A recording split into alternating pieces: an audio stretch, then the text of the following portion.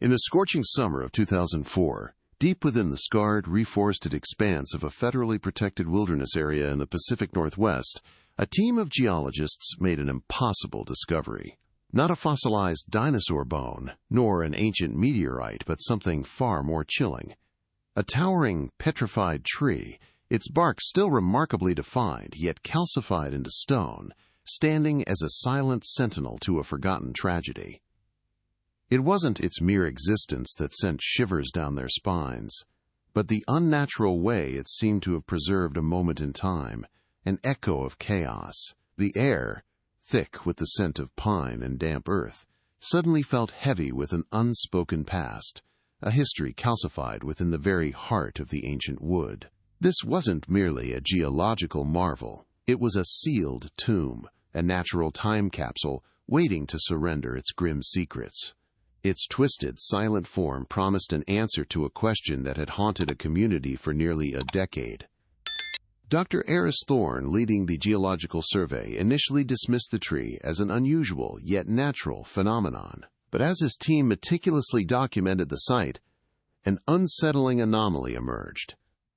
Around the petrified base, the ground, though long recovered, bore subtle, almost imperceptible scorch marks, inconsistent with the surrounding regrowth pattern. The tree itself, upon closer inspection, exhibited peculiar striations on its hardened surface, almost like scars from a violent, desperate struggle etched into the stone. The sheer scale of its petrification, coupled with these strange details, defied conventional scientific explanation, whispering of an event far more immediate and catastrophic than typical geological processes. The silence of the forest was broken only by the click of their cameras, each flash illuminating a deeper layer of this unsettling enigma. They knew, instinctively, that this tree held more than just mineral deposits. It held a story. It was intern Sarah Chen who first spotted it, partially embedded in the petrified bark, a dark, fibrous fragment clinging stubbornly to the stone. With gloved hands, she carefully extracted it. It was a piece of fabric, singed at the edges, but undeniably a uniform, dark green, with a faint, faded patch. Her heart hammered against her ribs. This wasn't just any uniform. It was the distinctive, heavy-duty material worn by park rangers. Moments later, near the tree's base, partially obscured by petrified debris, another object surfaced, a tarnished silver locket, its chain broken, its surface warped by intense heat. Etched into its back were two initials, EM, and a date, 1995. The air grew thick with unspoken questions. The locket, small and unassuming, screamed volumes about what might have transpired in this desolate, now silent clearing, connecting the ancient tree to a very human tragedy. The locket, clutched in Sarah's trembling hand, felt impossibly heavy. It was more than just a piece of metal.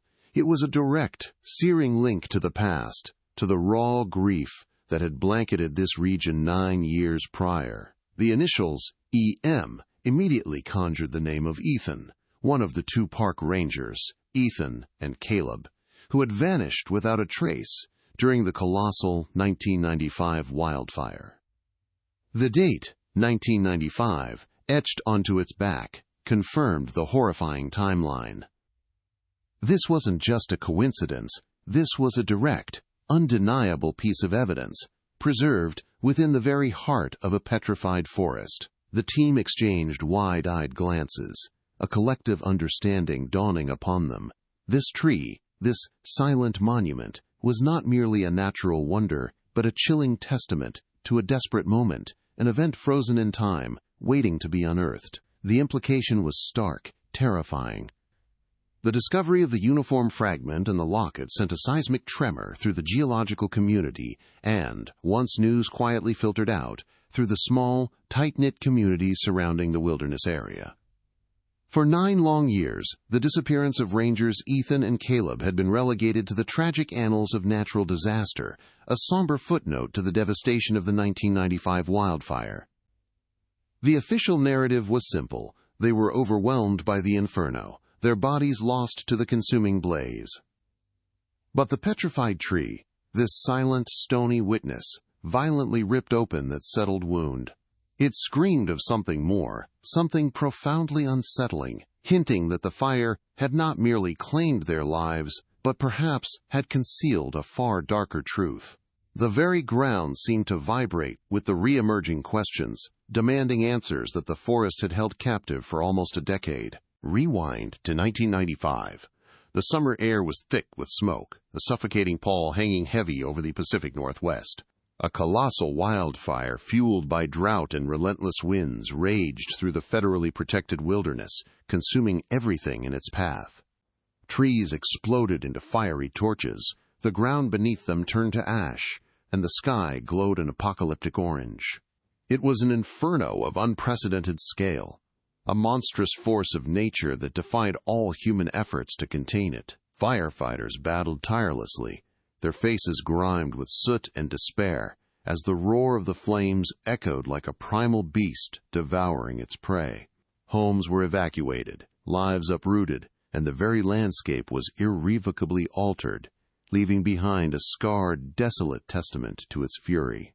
This was the backdrop against which two dedicated lives were tragically, mysteriously erased. In the heart of that raging inferno, Rangers Ethan and Caleb, steadfast guardians of the forest, were on patrol. Their last communication was a garbled transmission, cut short by the crackle of static and the roar of the approaching fire. They were experienced, resourceful, and deeply familiar with the treacherous terrain. Yet when the smoke finally cleared and the last embers died, Ethan and Caleb were gone. Their patrol vehicle was found, incinerated, but no trace of their bodies, no personal effects, nothing. The search efforts, extensive at first, yielded nothing but ash and desolation. Their families, clinging to faint hopes, were slowly crushed under the weight of an agonizing uncertainty. The forest, usually a source of comfort and life, became a silent, impenetrable tomb, holding its secrets close, refusing to yield the truth about its lost protectors. The official investigation, under immense pressure to provide closure and divert public panic, swiftly concluded that Rangers Ethan and Caleb had perished in the blaze, their remains presumably consumed entirely by the intense heat. The case was closed, filed away as a tragic accident, another lamentable casualty of a devastating natural disaster. But for those who knew Ethan and Caleb, for their families and closest colleagues, a gnawing doubt persisted. They were too skilled, too cautious, too familiar with survival tactics to simply vanish without a trace. The very completeness of their disappearance felt unnatural, almost orchestrated. Whispers began to circulate, hushed theories about something more sinister than fire, a darkness hidden beneath the layers of ash, a truth deliberately buried. The official narrative, however, remained unchallenged, a hollow comfort in the face of profound, unresolved grief. Now, nearly a decade later, the petrified tree had forced that buried truth back into the unforgiving light. The discovery of the uniform fragment and Ethan's locket, preserved within its stony embrace, shattered the illusion of a simple fire-related tragedy. It raised a chilling, inescapable question. How could these fragile, personal items have survived such an inferno, only to be found perfectly encapsulated within a tree that had turned to stone? This wasn't just a natural anomaly. It was an impossible testament, a silent accusation. What terrible secret did the Rangers know? What dark force were they confronting, that their elimination became the only option? And who else was present in that fiery crucible, leaving behind not just their victims, but a petrified witness to their unspeakable act? The answers, long dormant, were finally ready to emerge from the heart of stone. The oppressive humidity of the late summer afternoon clung to Olivia's small apartment, a familiar, unwelcome presence mirroring the quiet stagnation of her days. She sat at her worn kitchen table, a lukewarm mug of coffee forgotten in her grasp, as the local news channel droned on, a ubiquitous soundtrack to her solitary existence. The anchor, with a practiced, almost bored cadence, began to describe a remarkable, if unsettling, geological discovery, deep within the remote, federally protected wilderness of the Pacific Northwest. Olivia, her gaze unfocused on the screen, was about to dismiss it as another quirky human interest piece. Yet, a peculiar phrase, barely registered at first, snagged at the frayed edges of her consciousness, pulling her back from the brink of indifference, promising to unravel the carefully constructed normalcy of her life with a single, devastating revelation that echoed from a long-buried past, a past she had desperately tried to leave behind. Then came the words that froze her blood: petrified tree, unnatural preservation, and then the hammer blow, linked to the 1995 wildfire and the disappearance of 2 park rangers. Olivia's hand, holding the mug, trembled, spilling a dark stain onto the chipped enamel of the table. The casual tone of the newscaster felt like a cruel joke, a casual dismissal of a pain that had defined her existence. 1995.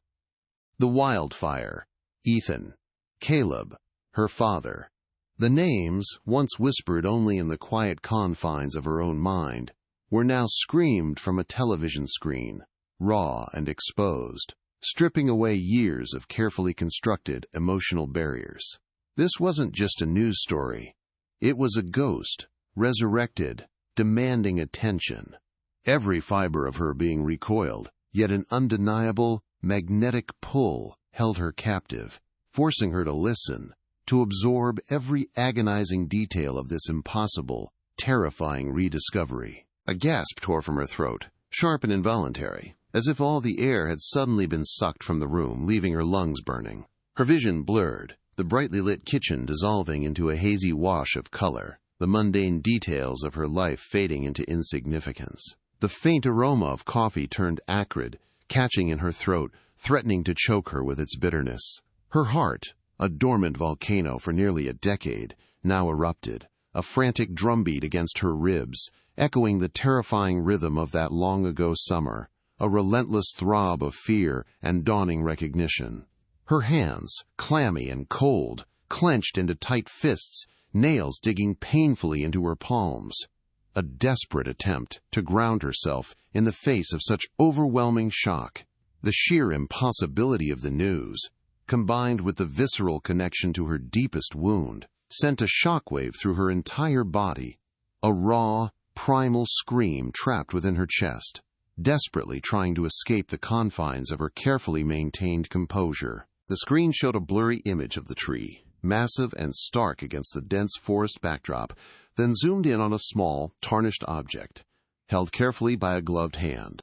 A silver locket, the reporter elaborated, her voice devoid of the gravity Olivia felt, bearing the initials EM and the date, 1995, believed to belong to one of the missing rangers, Ethan. The world spun, a dizzying vortex of past and present colliding. Ethan. Her father. The locket. She remembered it. A simple, cherished piece he always wore.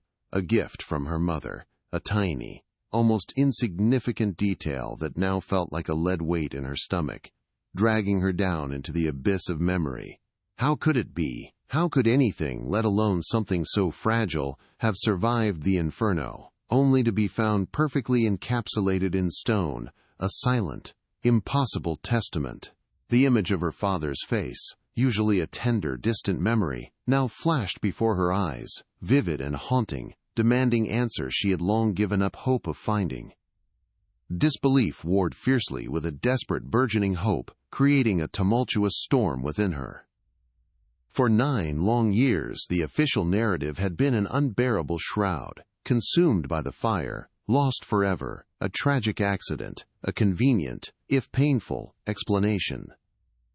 Olivia had tried to accept it, to build a life around that gaping void, to numb the persistent ache of absence, but a quiet, persistent whisper of doubt had always lingered, a question mark hovering over every memory, every attempt at closure. Now, this impossible discovery, this petrified sentinel, screamed a different story, a narrative that defied all logic and expectation. It was a defiant challenge to the accepted truth, a beacon of possibility in the suffocating darkness of unanswered questions. Could it be? Could this ancient, stony witness finally hold the key to the agonizing uncertainty that had plagued her family for nearly a decade? offering a chance at the closure they had so desperately yearned for, a chance she had believed was lost forever.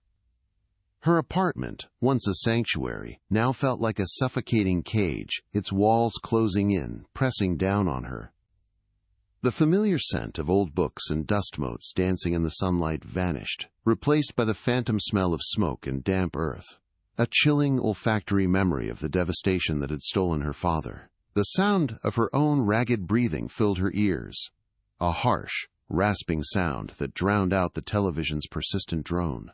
She stood abruptly, sending the chair skittering backward with a harsh scrape, her legs unsteady beneath her, threatening to buckle. The news report, replaying in an endless loop in her mind, was no longer just words.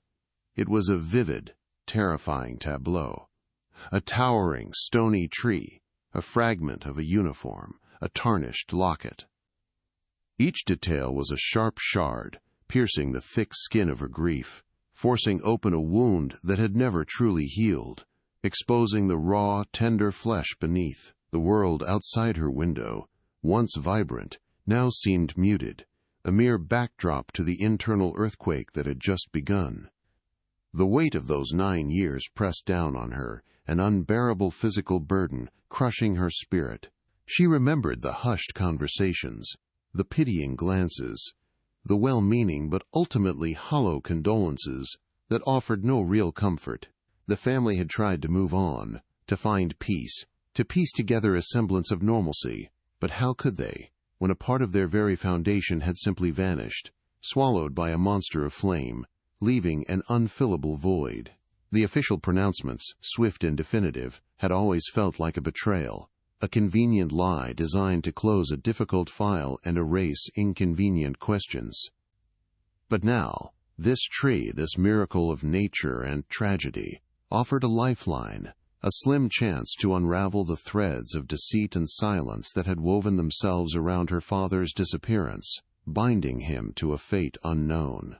It was a defiance against the narrative, a glimmer of hope that the forest had not entirely forgotten its lost guardians. A fierce, unyielding determination, long dormant beneath layers of pain and resignation, ignited within her, burning with an intensity she hadn't felt in years.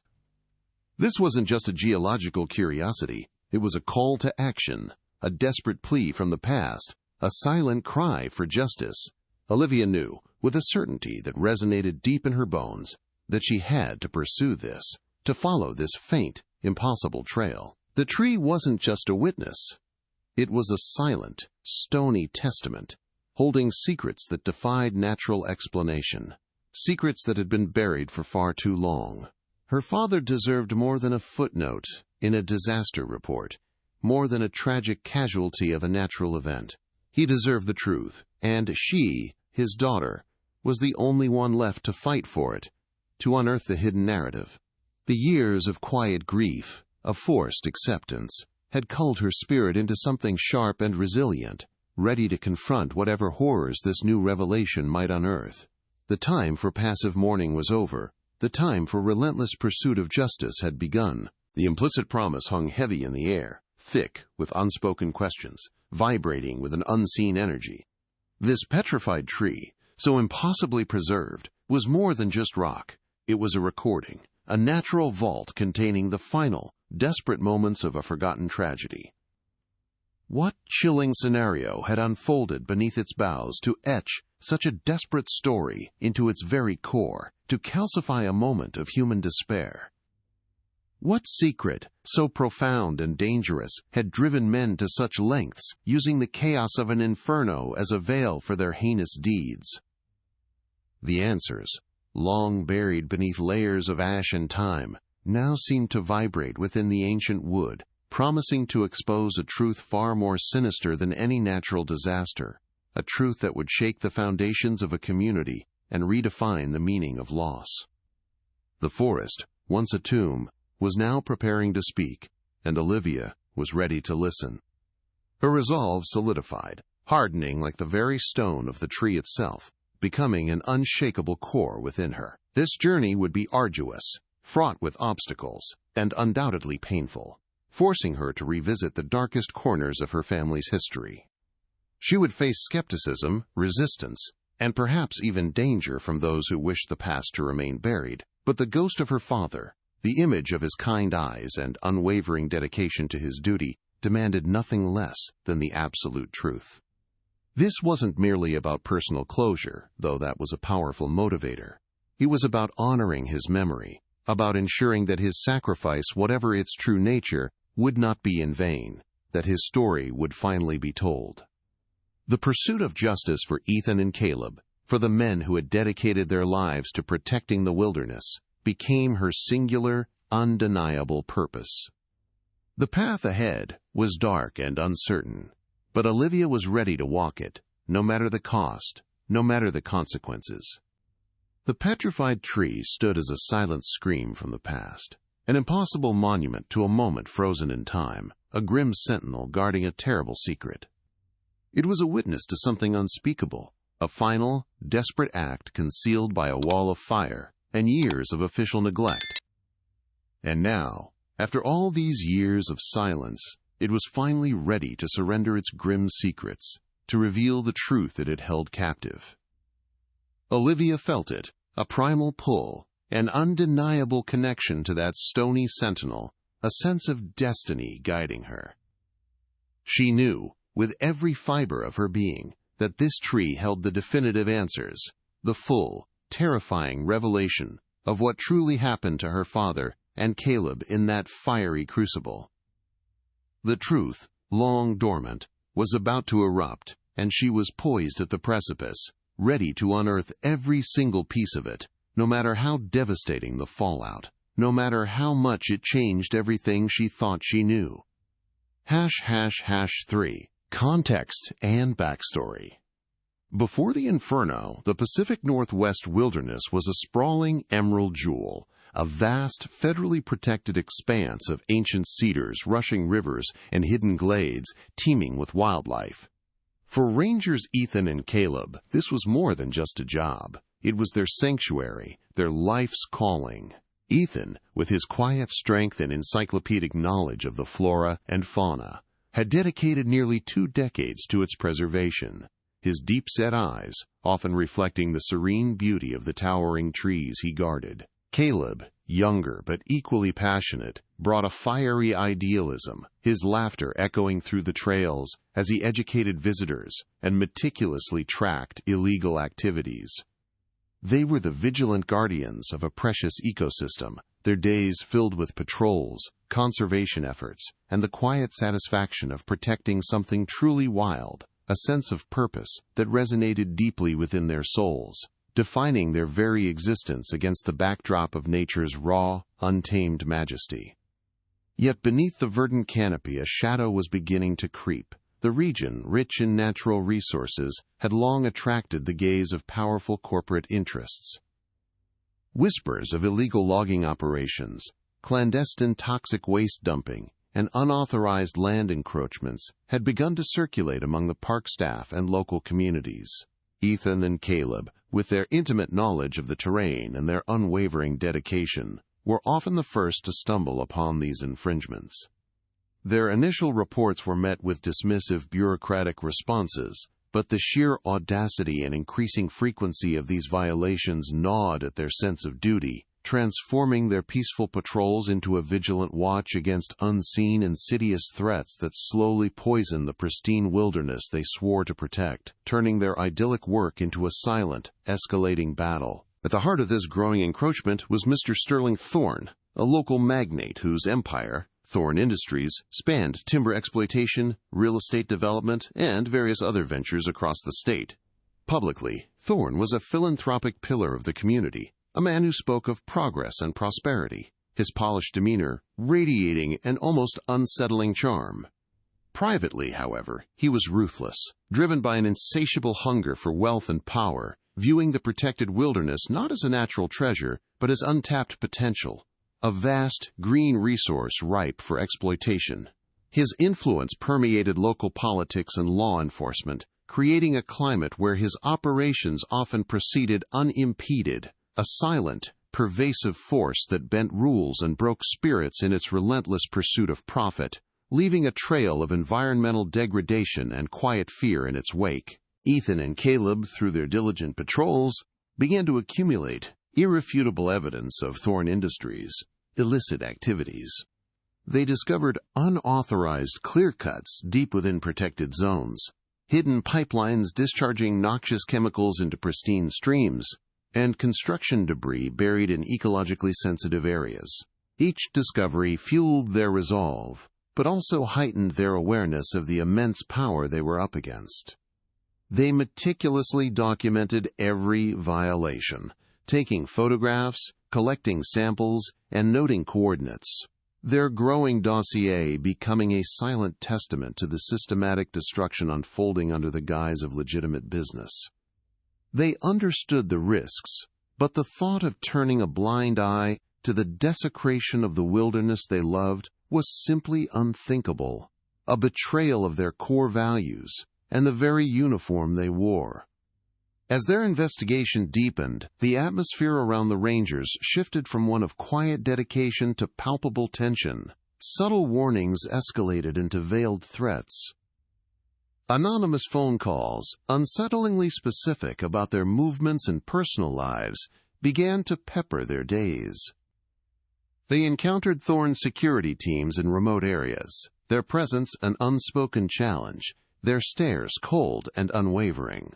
Ethan, a family man with a young daughter, Olivia, felt the weight of these threats more acutely, a gnawing concern for his loved ones intertwining with his professional duty. Caleb, ever the pragmatist, urged caution, but their shared commitment to justice outweighed their growing fear, pushing them forward into an increasingly dangerous game of cat and mouse against a formidable, unseen adversary. The local community, heavily reliant on Thorn Industries for employment and economic stability, existed in a delicate balance of respect and fear. Many residents admired the Rangers for their unwavering commitment to the land, often sharing hushed concerns about the environmental impact of Thorn's operations. However, few dared to speak openly against the magnate, knowing his reach and his capacity for retaliation.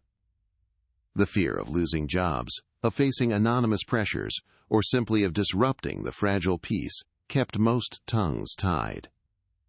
This unspoken complicity, a collective silence born of economic necessity, inadvertently created a protective shield around Thorn, allowing his illicit activities to flourish in the shadows, unhindered by public outcry, as the Rangers fought a lonely battle for the soul of the forest.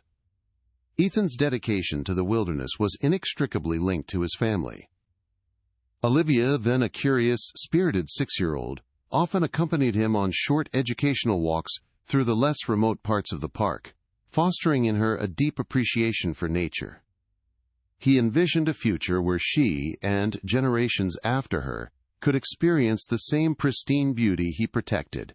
Caleb, a bachelor but deeply connected to his extended family in a nearby rural town, shared this profound sense of stewardship, viewing the forest as a legacy for all. Their personal lives were woven into the fabric of the park, their identities inseparable from their roles as guardians, making their fight against its destruction not merely a professional obligation, but a deeply personal crusade to protect what they cherished most, both professionally and personally. In the weeks leading up to the 1995 wildfire, the Pacific Northwest summer simmered with an unusual heat, the air heavy and still, a deceptive calm before an unimaginable storm. The forest, though parched, still held its breathtaking majesty, its towering trees reaching for the hazy sky, its rivers flowing with a deceptive tranquility. Ethan and Caleb continued their patrols, vigilant against both the natural threats of the dry season and the man-made dangers encroaching on their beloved wilderness.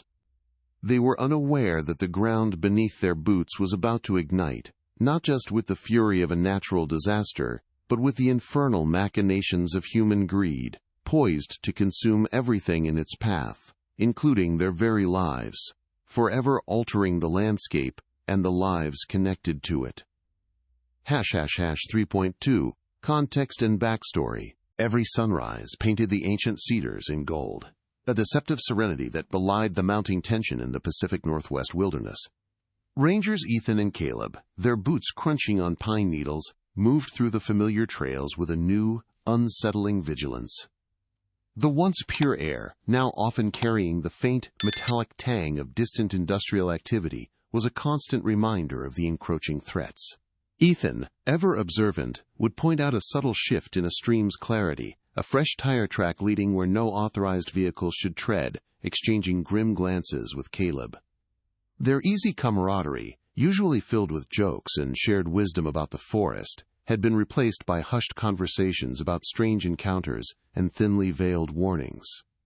They were no longer just guardians. They were detectives in their own right, piecing together a puzzle far more dangerous than any natural predator, a quiet dread settling into their daily routines as the wilderness they loved slowly became a battleground. Mr. Sterling Thorne's operations were not merely large-scale, they were insidious, executed with a calculated precision that defied detection by casual observers. Deep within the protected zones, hidden logging roads snaked through dense foliage, leading to vast clear-cuts where ancient trees lay felled, their timber illicitly extracted under the cloak of night. Even more alarming were the clandestine pipelines, often buried just beneath the surface, silently discharging noxious chemicals into unsuspecting streams, turning once pristine waters into slow-moving toxic arteries. Construction debris, including concrete and metal waste, was routinely buried in ecologically sensitive wetlands, poisoning the very ground the rangers swore to protect. These were not isolated incidents but systematic violations, each one a deliberate wound inflicted upon the environment, designed to maximize profit at any cost, leaving a legacy of irreparable damage hidden beneath a veneer of corporate respectability, a silent assault on the forest's very soul. Ethan and Caleb meticulously compiled their evidence, submitting detailed reports to their superiors, photographic proof, water samples, precise GPS coordinates. Yet, their pleas for intervention consistently met bureaucratic inertia, dismissive platitudes, or outright skepticism. Official channels, seemingly designed to protect the wilderness, appeared strangely impotent, paralyzed by unseen forces. Their reports were filed away, investigations stalled, the rangers often advised to exercise caution or avoid unnecessary provocation.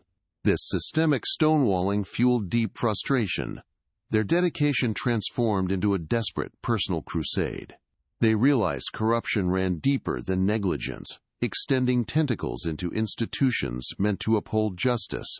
It became clear that to save the forest, they needed to bypass the compromise system, to bring truth to light through unconventional means. A dangerous path, but one they were increasingly willing to tread. Despite escalating risks and the system's clear limitations, a fight they felt compelled to win. For young Olivia, then a curious 6-year-old with boundless energy, her father Ethan's work was a source of endless fascination and quiet pride. She remembered the gentle strength in his hands as he taught her to identify a particular bird call, or the vibrant hues of a wild orchid. Occasionally, a flicker of something unreadable, a shadow of concern, would cross his face after a late-night call, or a hushed conversation with Caleb, a contrast to his usual warm, easygoing demeanor. These fleeting moments imprinted upon her a subconscious awareness that his vital work held a deeper, more serious weight. She sensed the unspoken pressures, the subtle shifts in his unwavering optimism, a quiet tension that permeated their home, even as he tried to shield her from the harsh realities of his dangerous duty. She adored him, seeing him as an unwavering protector, not just of her, but of the vast, green world they both loved, unknowingly preparing her for the long, arduous journey she would one day embark upon. Frank, a grizzled veteran park ranger with deep-rooted skepticism, had been a colleague and confidant to both Ethan and Caleb for years. He shared their frustrations with bureaucratic stonewalling and, more disturbingly, was privy to some direct threats they received. He remembered Ethan recounting a chilling encounter on a remote trail, a veiled warning from 2 imposing men in an unmarked vehicle, their words dripping with menace, suggesting the rangers cease their unproductive inquiries. Frank had urged caution, his own fear palpable, but recognized the unyielding resolve in his friend's eyes. He saw the toll it took on them: sleepless nights, quiet anxieties that gnawed at their peace. His initial silence, born of self-preservation and profound weariness, would later become a heavy burden, a memory haunting him for years, waiting for the right moment to finally surface and contribute to the truth Ethan and Caleb had died trying to expose. The environmental scars left by Thorn Industries were becoming increasingly difficult to ignore, even for those who benefited from its economic presence. Patches of forest, once vibrant ecosystems, now lay barren, ravaged by illegal clear-cutting that ignored ecological boundaries. The once pure scent of pine and damp earth was occasionally tainted by a chemical tang, a subtle but unsettling reminder of hidden pollutants seeping into the soil and waterways. Local fishermen reported dwindling catches, attributing it to mysterious illnesses affecting fish populations in streams previously teeming with life. Hikers stumbled upon discarded industrial waste in remote glades, stark evidence of a deliberate disregard for environmental regulations. These visible wounds on the landscape served as a constant, silent testament to the rangers' warnings, a grim prophecy of the irreparable damage being wrought by unchecked greed, turning the very beauty of the Pacific Northwest into a canvas of creeping decay, a horrifying transformation that fueled Ethan and Caleb's desperate fight. The community, though outwardly peaceful, simmered with an undercurrent of tension and unspoken anxieties.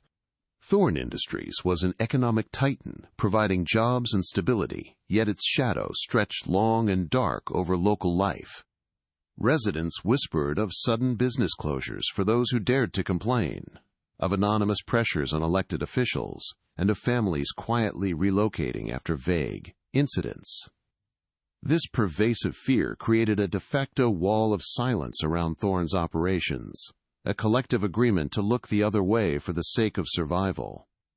While many secretly admired the Rangers' courage, few would risk their livelihoods or safety by openly supporting their claims. This environment of complicity, born of desperation and the sheer overwhelming power of the magnate, inadvertently provided the perfect cover for Thorn's illicit activities, ensuring that the Rangers' solitary fight remained just that: solitary, isolated against a tide of fear and economic dependency that threatened to swallow the truth whole, leaving them vulnerable. As the summer of 1995 wore on, and the air grew thick with a foreboding heat, Ethan and Caleb made a fateful decision. Realizing official channels were futile, they resolved to bypass local authorities entirely. They compiled their most damning evidence, the hidden diary and audio recordings now filled with specific coordinates, dates, and photographic proof of Thorn's deepest transgressions, preparing to deliver it directly to higher federal agencies, bypassing the compromised local network. This comprehensive dossier, meticulously assembled, they believed would be irrefutable, finally exposing the full scale of corruption and environmental devastation. This was their last, desperate gambit, a final, courageous stand against a powerful enemy who had underestimated their resolve. They meticulously planned a secret rendezvous with a key informant, hoping to secure one last crucial piece of evidence to seal Thorn's fate, unaware this meeting, fueled by unwavering dedication, would become the very trap that sealed their own. #4 First Discoveries. The hum of the refrigerator was the loudest sound in Olivia's small apartment, a stark contrast to the roaring chaos that had just re-entered her life through a flickering news screen. For 9 years, she had carried the weight of her father's disappearance, a silent, festering wound, but the image of that petrified tree, holding a piece of his history, ignited a fierce, almost desperate resolve within her. Her first, instinctive move was to reach for the phone, her fingers trembling as she typed a name she hadn't uttered aloud in years. Detective Miller, the retired investigator, burdened by the ghosts of unsolved cases, was her only hope, a solitary bridge to the past. She knew it wouldn't be easy. He'd seen too much, been disappointed too often. But Olivia was no longer a grieving child. She was a woman fueled by an unshakable certainty that this tree, this impossible witness, held the key to finally unlocking the truth, a truth her family deserved. Detective Miller, now a man etched with the lines of a life lived on the fringes of despair, sat across from Olivia in a quiet diner, the clatter of plates and muffled conversations a distant hum. His initial skepticism was a heavy cloak, a protective barrier built over years of dashed hopes. But as Olivia, her voice steady despite the tremor in her hands, laid out the details of the petrified tree, the uniform fragment, and most crucially, the tarnished silver locket bearing Ethan's initials and the haunting date of 1995. Something shifted in his weary eyes. A flicker of recognition, then a spark of something akin to guilt, ignited behind the cynicism. He remembered the case, the inexplicable blanks, the pressure to close it. He saw in Olivia not just a daughter seeking answers, but a reflection of his own lingering doubts, a final chance at redemption. Accessing the original case files proved to be an exercise in bureaucratic futility, a maze of red tape designed to keep buried truths undisturbed. Olivia faced polite but firm refusals, the system seemingly determined to keep the 1995 wildfire a closed chapter. It was Detective Miller's quiet persistence, his leveraging of old favors and unspoken debts within the police department, that finally broke through the institutional inertia. Days later, a dusty, overflowing box of yellowed documents and brittle photographs arrived at his doorstep. Each file felt impossibly heavy, a tangible representation of the cold official narrative that had overshadowed her father's memory for so long. Olivia traced her fingers over the faded print, a visceral connection to the past, knowing that within these forgotten pages lay the first threads of the real story, waiting to be unraveled. Together, hunched over the cluttered dining table in Miller's small, cluttered home, they began to sift through the brittle pages of the 1995 investigation. The official reports read like a tragic but straightforward account, two rangers overwhelmed by an unprecedented inferno. But as they delved deeper, inconsistencies began to surface, like faint whispers from the past. Missing witness statements, unexplained gaps in patrol logs, and a startling lack of detailed forensic analysis at the discovery site, all pointed to a rushed conclusion, a narrative conveniently shaped to fit a predetermined outcome. Olivia's stomach churned with a mix of anger and sorrow. The official story felt like a betrayal, a deliberate erasure of the complexities of her father's final moments, leaving a gaping void where truth should have been. Driven by the gnawing inconsistencies in the old files, Olivia knew their focus had to return to the heart of the mystery, the petrified tree itself. She pushed relentlessly for a new, exhaustive forensic analysis, contacting Dr. Eris Thorne, the geologist who initially discovered it, and advocating for a specialized team. It was an uphill battle. The tree, while a geological marvel, had been largely viewed as a natural curiosity, its darker implications set aside. But Olivia's unwavering conviction, coupled with Miller's quiet backing, eventually swayed the hesitant authorities. A team of geoforensic specialists, equipped with advanced imaging and chemical analysis tools, was finally dispatched to the remote site, their mission to probe the silent sentinel for secrets it had held captive for nearly a decade, to force stone to speak. The initial findings from the geoforensic team were both astounding and chilling, confirming Olivia's deepest suspicions. Dr. Thorne, now fully invested, reported peculiar anomalies embedded within the petrified wood. High-resolution scans revealed not just the tree's ancient cellular structure, but also minute, foreign particulates calcified into its dense core. These weren't natural mineral deposits. They were microscopic residues, metallic in origin, inconsistent with the surrounding geological composition. Furthermore, unusual striations on the tree's inner bark, previously dismissed as mere weathering, were now identified as distinct, deep impact marks, suggesting a violent, desperate struggle had taken place precisely where the tree had begun its instantaneous petrification.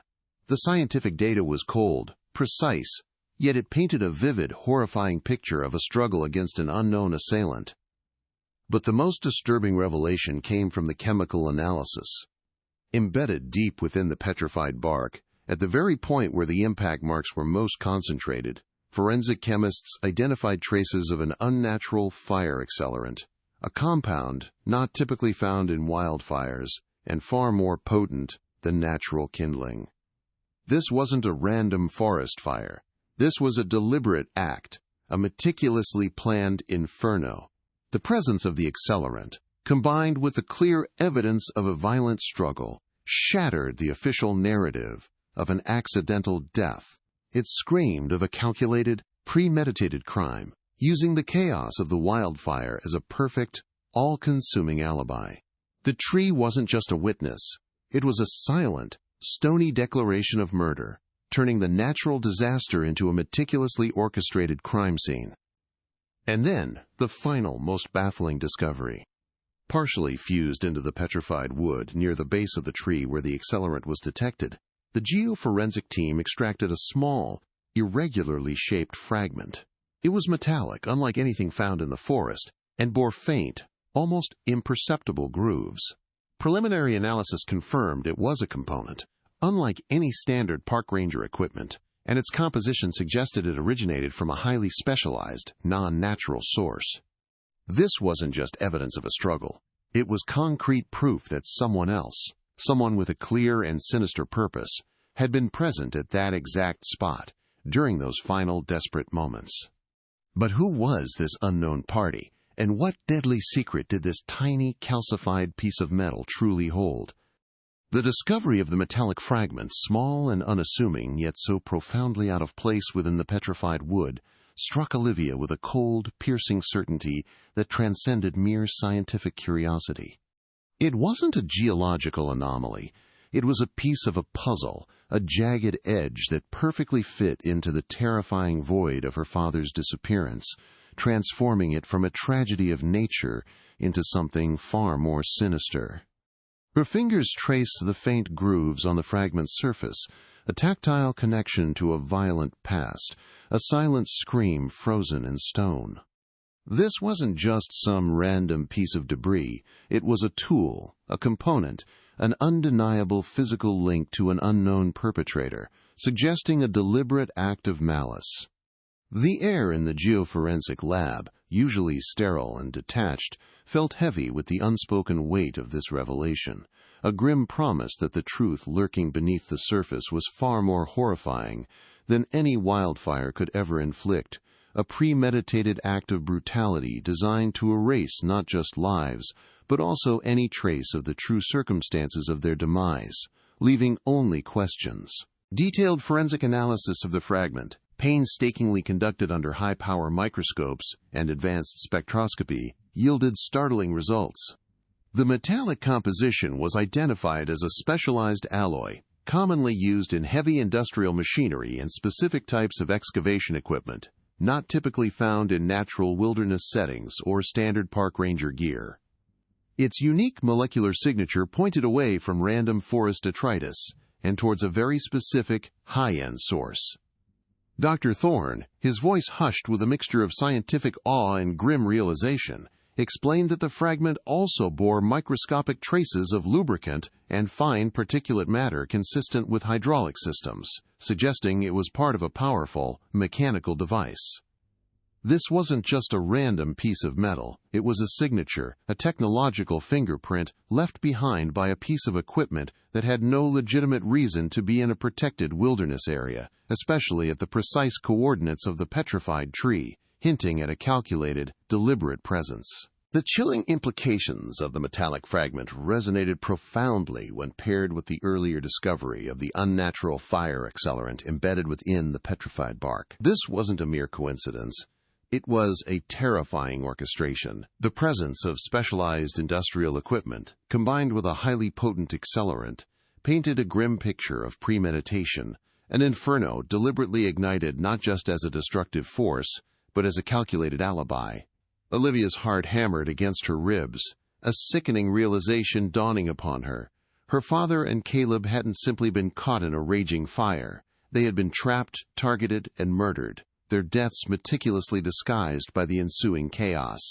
The tree, once a silent witness to a natural disaster, now stood as an impossible monument to a meticulously planned crime, its stony embrace holding the undeniable proof of human malevolence, a truth far more devastating than any wildfire could ever be, demanding answers that defied all logic.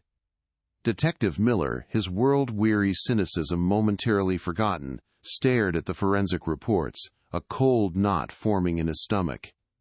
The pieces were finally clicking into place, horrifyingly so. The type of alloy, the hydraulic traces, it all screamed of industrial application. His mind immediately went to Thorne Industries, the monolithic corporation whose shadows had loomed large over the original, hastily closed investigation. He remembered the whispers, the convenient lack of evidence, the political pressure to attribute everything to the fire's fury. Now, armed with concrete, irrefutable scientific data, Miller began to cross-reference the fragment's characteristics with known equipment used by Thorne Industries in their vast logging and development operations. Could it be? Could this small, calcified piece of metal be the smoking gun?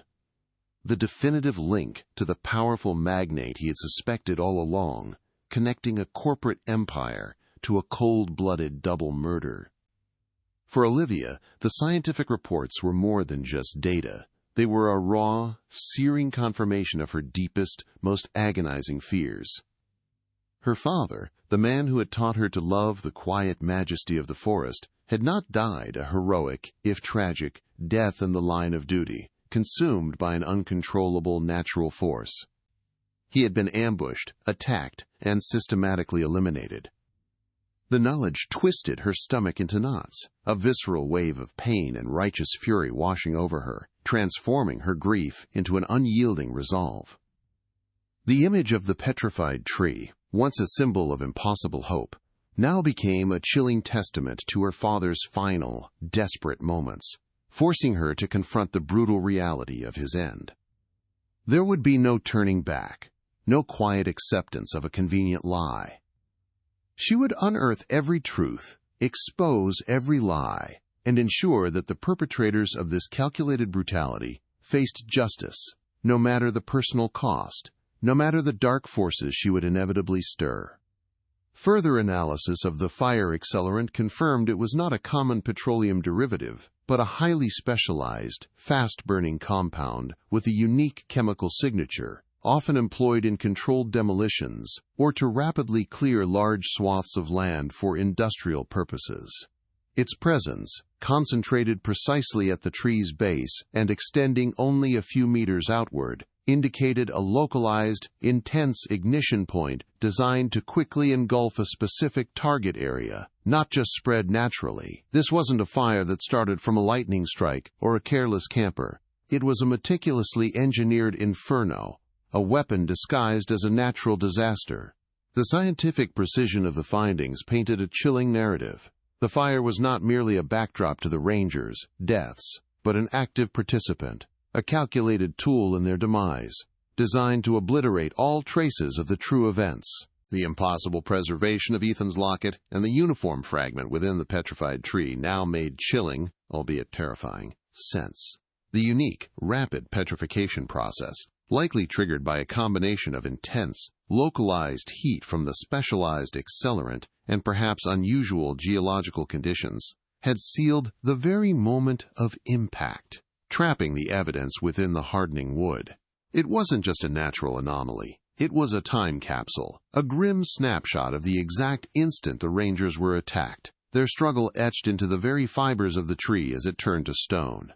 The locket, normally fragile, survived because it was encased, protected from the full, consuming fury of the wider blaze. A miraculous preservation that defied all conventional understanding of wildfires, screaming of a unique, horrifying set of circumstances.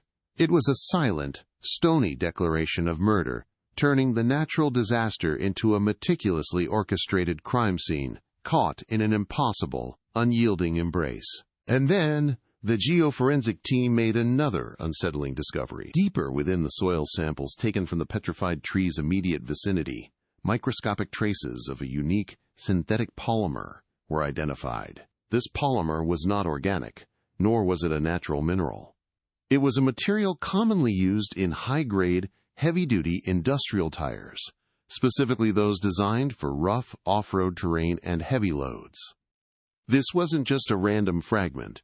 It was an invisible footprint, suggesting that a large, specialized vehicle, one not typically found in a protected wilderness area, had been present at the exact location of the Rangers' struggle. The question wasn't just who was there, but what kind of equipment did they bring, and what terrible purpose did it serve in that fiery crucible? What they found next would change everything, ripping open the accepted narrative and exposing a truth far more chilling than any natural disaster. The small, calcified metallic fragment, painstakingly extracted from the petrified tree's stony embrace, was no random piece of debris. Its specialized alloy and microscopic traces of hydraulic lubricant screamed of industrial machinery, a technological signature deeply out of place in a federally protected wilderness. This wasn't just a coincidence, it was a deliberate, calculated presence. The geoforensic team's subsequent report, delivered with hushed gravity, confirmed Olivia's burgeoning fears. This tiny, unassuming piece of metal was a definitive link, a cold, hard fact that shattered the illusion of a simple, fire-related tragedy and pointed towards a sinister, human intervention. The implications were immense, transforming a decade-old mystery into an active, terrifying murder investigation, forcing them to confront the horrifying reality that the fire was not merely an act of nature, but a meticulously orchestrated alibi designed to conceal a far darker crime, forever altering the landscape of their understanding and forcing them to confront the true horror of that fateful day. Detective Miller, his brow furrowed in deep concentration, meticulously cross-referenced the unique molecular signature of the metallic fragment with every known piece of heavy equipment operated by Thorn Industries in the Pacific Northwest. His office, usually a chaotic archive of cold cases and forgotten files, was transformed into a war room, littered with blueprints, equipment manuals, and satellite images. The alloy's composition, a rare blend used in high-stress components for large-scale timber harvesting and excavation machinery, was a near-perfect match for specialized felling and digging equipment Thorn's company had acquired in the early 1990s. This wasn't circumstantial, it was damning. The very tools of Thorn's empire, designed to conquer and exploit the land, now appeared to be instruments of a far more heinous conquest, leaving their indelible mark on the very scene of the crime, a silent, undeniable accusation etched into the stone and the corporate records. The forensic report on the fire accelerant further tightened the noose around the neck of the official narrative. It wasn't just any accelerant. It was a highly specialized, fast-burning compound with a unique chemical fingerprint, frequently employed in controlled demolitions or for rapid land clearing in industrial settings. Its concentrated presence at the tree's base, radiating only a few meters outward, indicated a highly localized, intense ignition point. This wasn't a wildfire starting naturally from a lightning strike or a careless camper. It was an inferno meticulously engineered, a weapon disguised as a natural disaster, designed to quickly engulf a specific target area and erase all traces. The cold, scientific data painted a chilling picture. The fire was not merely a backdrop to the Rangers' deaths, but an active participant, a calculated tool in their demise, designed to obliterate all evidence of human intervention and conceal the true, brutal nature of the crime. Olivia felt a cold, righteous fury ignite deep within her, burning away the last vestiges of passive grief. Her father, a man of unwavering integrity and boundless love for the wild, had not perished valiantly in an uncontrollable blaze. He had been ambushed, hunted, and deliberately eliminated. The knowledge twisted her stomach into knots, a visceral wave of pain transforming into an unyielding resolve. The petrified tree, once a symbol of impossible hope, now stood as a chilling testament to her father's final, desperate moments, forcing her to confront the brutal reality of his end. There would be no turning back, no quiet acceptance of a convenient lie. She would unearth every truth, expose every lie, and ensure that the perpetrators of this calculated brutality faced justice. No matter the personal cost, no matter the dark forces she would inevitably stir. Her journey of mourning had ended. Her crusade for justice had begun. Adding another layer to the mounting evidence, The geoforensic team's analysis of the soil samples from the tree's immediate vicinity yielded another unsettling discovery. Microscopic traces of a unique, synthetic polymer were identified, a material distinct from organic matter or natural minerals. This polymer was commonly used in high-grade, heavy-duty industrial tires, specifically those designed for rough, off-road terrain and massive loads. This wasn't merely a random fragment, it was an invisible footprint, suggesting that a large, specialized vehicle, one not typically found in a protected wilderness area, had been present at the exact location of the Rangers' struggle. The question wasn't just who was there, but what kind of equipment did they bring, and what terrible purpose did it serve in that fiery crucible, leaving behind such undeniable, yet almost imperceptible evidence of its presence. Miller, leaning heavily on his desk, spread out the growing collection of forensic reports. The metallic fragment, the specialized accelerant, the tire polymer. Each piece, on its own, was compelling, but together they formed an undeniable, horrifying tapestry. It wasn't just that Thorne Industries equipment could have been there. The evidence suggested it was there, deliberately. The cold precision of the accelerant's application, the violent struggle indicated by the tree's impact marks, and the presence of heavy machinery were too specific, too synchronized to be accidental. This was no tragic misadventure. It was a meticulously planned operation. The sheer audacity of using a raging inferno as a cover, relying on the chaos to erase all traces, spoke volumes about the perpetrator's confidence and their chilling disregard for human life. The scope of the crime began to expand beyond a simple double murder. Olivia and Miller realized they weren't just investigating two lost Rangers. They were unearthing a deep-rooted conspiracy. Ethan and Caleb hadn't simply stumbled into danger. They had been on the verge of exposing something massive, something so financially catastrophic to Mr. Sterling Thorne's empire that their elimination became the only viable option. The initial official investigation, with its convenient conclusion and lack of thoroughness, now reeked of deliberate suppression, perhaps even complicity. This wasn't just about a powerful magnate protecting his interests. It was about a vast network of corruption, tentacles reaching into local politics, law enforcement, and perhaps even higher, ensuring the Rangers' silence and the perpetuation of Thorne's illicit activities. Olivia remembered the hushed conversations, the subtle shifts in her father's demeanor in the weeks before his disappearance, the way he and Caleb would exchange grim glances, the late-night phone calls, the increasingly guarded nature of their work. They had been building a case, meticulously documenting Thorne's illegal clear-cuts, the toxic waste dumping, the blatant disregard for environmental regulations. This wasn't just a hunch. It was a desperate, courageous pursuit of justice. The petrified tree, with its calcified secrets, was screaming not just of murder, but of a deliberate cover-up, an attempt to silence two dedicated men and bury the truth of a sprawling, insidious network of environmental destruction and corporate greed, a truth that had remained hidden for far too long, lurking beneath layers of ash and official apathy.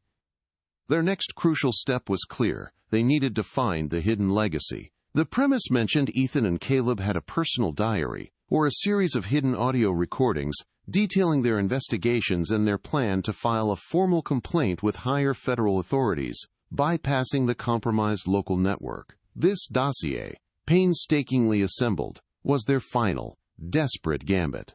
If it existed, it would be the definitive voice from the past, confirming the full scope of Thorne's transgressions and the Rangers' true purpose on that fateful day. But where would such a document be hidden? Who would they trust with such explosive information, knowing the immense power they were up against? The search for this hidden truth became their singular focus, a desperate race against time. As Olivia and Miller delved deeper, the subtle pressures began. Anonymous threats, initially veiled, now became more direct. Strange vehicles were spotted near Olivia's apartment. Miller's phone lines were suddenly plagued with static, his emails intercepted. A former colleague, whom Miller had hoped to interview, mysteriously vanished, only to reappear days later, visibly shaken and unwilling to speak. These were not random occurrences. They were calculated maneuvers, designed to intimidate, to obstruct, to send a clear message: cease and desist. The escalating danger was a grim confirmation that they were on the right track, that they were finally closing in on a truth that powerful forces had gone to great lengths to bury, signaling that the network was far more extensive than they had initially imagined. The game had irrevocably changed. What began as a daughter's desperate quest for closure had transformed into a perilous confrontation with a deeply entrenched, ruthless power. The petrified tree, once a silent witness, had become a battleground, its secrets weaponized. The metallic fragment, the accelerant, the tire traces. Each piece of evidence was a direct challenge to Mr. Sterling Thorne, forcing him out of the shadows. But what would the Rangers' hidden legacy reveal? What specific, damning information had they uncovered that sealed their fate? And could it finally expose the full extent of the conspiracy that had silenced them for so long? The escalating danger was no longer a subtle whisper, but a deafening roar, a chilling confirmation that Olivia and Miller were dismantling a carefully constructed edifice of lies. Anonymous threats morphed into direct, unsettling intrusions. A broken window at Olivia's apartment, a slashed tire on Miller's car, phone calls filled with nothing but heavy breathing and dead air. These were not random acts of intimidation. They were calculated maneuvers, designed with chilling precision to halt their progress, to send a clear, unequivocal message: cease and desist.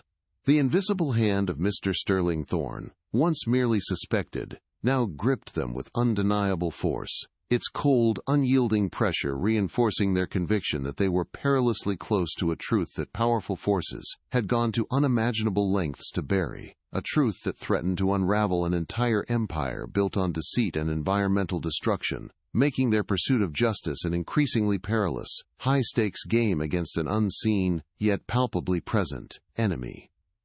Their relentless search for Ethan and Caleb's hidden legacy intensified, becoming an obsession that consumed their waking hours. Olivia meticulously scoured her father's old belongings, every book, every camping supply, every dusty corner of his forgotten study, searching for a false bottom, a loose panel, any ingenious hiding spot a man of his caution might devise. Miller, meanwhile, revisited every known location the Rangers frequented: remote cabins, secluded patrol checkpoints, even the quiet, unassuming library where Ethan often researched local ecological data. They operated under the grim assumption that the Rangers, knowing the immense danger they faced from Thorne Industries, would have secreted away their most damning evidence in a place only they, or someone they deeply trusted, could find. The fate of the entire investigation, and the hope for justice, hinged on unearthing this silent, posthumous voice that promised to expose the full, horrifying scope of Thorne's illicit empire. Miller, drawing upon his decades of experience and a network of grudgingly loyal contacts within law enforcement and industry, delved deeper into Thorne Industries' equipment logs and procurement records. The unique molecular signature of the metallic fragment found in the petrified tree was their guiding star. He cross-referenced it with specific models of heavy-duty felling and excavation machinery, a particular series of hydraulic excavators Thorne's company had acquired in the early 1990s. The data was damning. Not only did Thorne Industries own equipment containing that precise alloy, but several specific units had been deployed to remote, unmonitored sites within the protected wilderness area during the weeks leading up to the 1995 wildfire. The connection was no longer circumstantial. It was a cold, hard, undeniable link, turning the very tools of Thorne's illicit empire into silent, incriminating witnesses, solidifying the horrifying reality that his corporation was undeniably present at the very scene of the crime, their machinery directly implicated in the Rangers' disappearance. The specialized fire accelerant, identified as a highly potent, fast-burning compound, became another crucial thread in their tightening net. Dr. Eris Thorne, the geologist, leveraged his academic connections to trace its origins, discovering it was manufactured by a niche chemical company known for producing compounds for controlled demolitions and large-scale land clearing. More critically, their investigation revealed that Thorne Industries had been a significant, recurring client of this chemical manufacturer, with documented purchases of this specific accelerant in the months preceding the 1995 fire. The sheer volume and timing of these acquisitions, coupled with their unique chemical signature, defied any legitimate explanation for wildfire containment or natural forest management.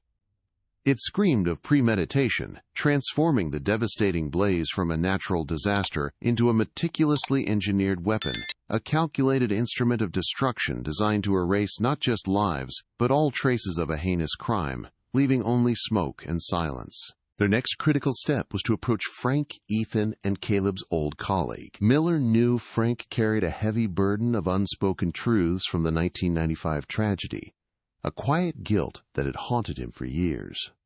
Their initial attempts to contact him were met with a wall of silence. Frank's phone calls went unanswered, his door remained stubbornly closed, and he seemed to vanish into the periphery of the small, fearful community. Olivia sent him a heartfelt letter, not accusatory, but empathetic, appealing to his loyalty to Ethan and Caleb, reminding him of their shared dedication to the wilderness, and assuring him that she sought not blame, but the truth, for her father's sake. The pervasive fear Thorne had instilled in the community was palpable, a suffocating blanket of silence that had protected the magnate for nearly a decade, and Frank, a man worn down by years of quiet resignation, was deeply entrenched within its chilling embrace. Frank, a man whose features were etched with the weariness of the forest and the burden of forgotten memories, wrestled with an internal storm. Olivia's letter, clutched in his trembling hand, felt like a ghost's touch, stirring long-dormant fears and a gnawing sense of responsibility. He remembered the chilling threats Ethan and Caleb had received, the cold, unblinking eyes of Thorne's enforcers, their words, a veiled promise of retribution should the Rangers persist in their meddling. He recalled Ethan's quiet anxieties about Olivia, his determination to protect her, even as he pursued a dangerous truth. The fear of Thorne's far-reaching power was a tangible thing, a suffocating presence that had kept Frank silent for 9 agonizing years. But the image of Olivia's desperate plea, a reflection of Ethan's unwavering spirit, slowly began to chip away at the fortress of his fear, hinting that the time for silence was finally over, that his testimony was owed to the fallen. Finally, after days of agonizing internal debate, Frank contacted Miller, agreeing to meet in a secluded, out-of-the-way diner, far from prying eyes. His voice was hoarse, his hands trembled as he recounted the mounting pressure Ethan and Caleb faced. He described a specific incident, just days before the fire. A chilling encounter on a remote trail where 2 men, clearly not park personnel, had intercepted the Rangers, delivering a stark, unambiguous warning to cease their investigation into Thorne Industries' illicit activities. They told them, Frank whispered, his eyes wide with remembered fear, that some things were better left buried, and that the forest could be a very unforgiving place.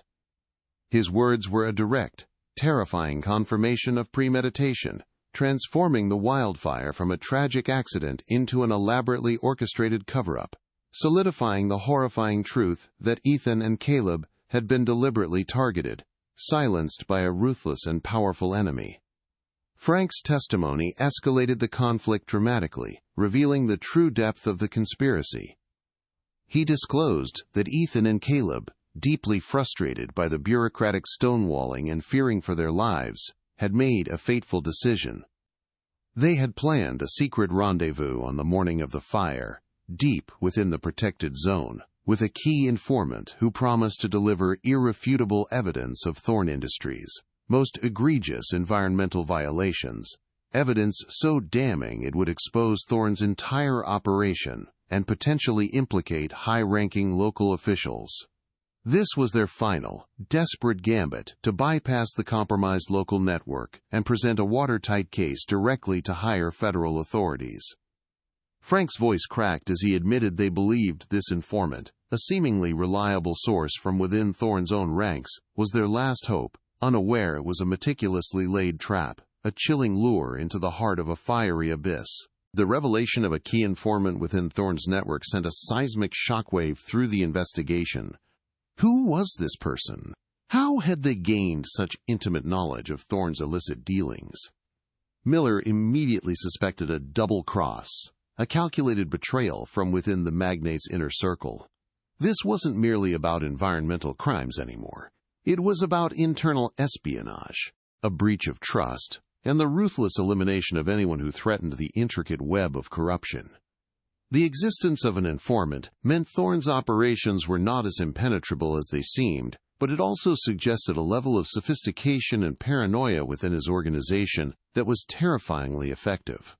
They had to identify this informant, not just to understand the full scope of the Rangers' investigation, but to uncover the chilling mechanism that had led Ethan and Caleb directly into their fiery demise. A betrayal far more insidious than any natural disaster. The true extent of the conspiracy began to crystallize, far exceeding Olivia's initial, albeit dire, expectations. This wasn't just Mr. Sterling Thorne acting alone. He was merely the visible head of a sprawling hydra. Frank's testimony, combined with the forensic evidence from the tree, hinted at a network of complicity, tentacles reaching deep into local law enforcement, political offices, and perhaps even higher. The systematic stonewalling of the original investigation, the convenient lack of evidence, the swift closure of the case, it all pointed to a deliberate, coordinated effort to suppress the truth, to protect not just Thorne's empire, but the influential figures who benefited from his illicit activities. The Rangers hadn't just been targeted for what they knew, they had been betrayed from within, their dedication to justice turned against them by a system designed to protect itself, a chilling realization that transformed their investigation into a battle against an entire corrupt apparatus. The terrifying truth dawned on Olivia and Miller with a sickening clarity. Ethan and Caleb hadn't stumbled into the fire by accident. They had been lured, ambushed, and trapped. The secret meeting with the supposed informant was a calculated ruse, a meticulously designed trap.